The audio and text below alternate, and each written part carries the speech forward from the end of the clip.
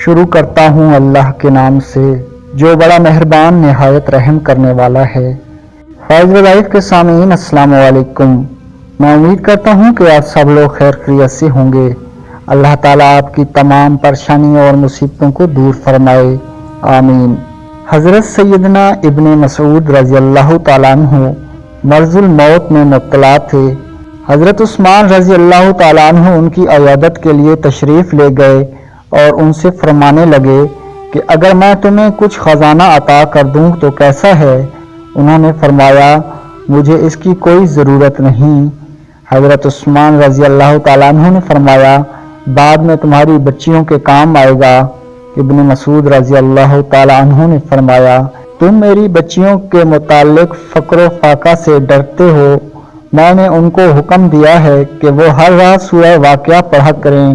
میں نے رسول اللہ صلی اللہ علیہ وآلہ وسلم کو یہ فرماتے ہوئے سنا کہ جو آدمی ہر رات سورۃ الواقعہ پڑھے گا وہ کبھی فقر و فاقہ میں مبتلا نہیں ہوگا۔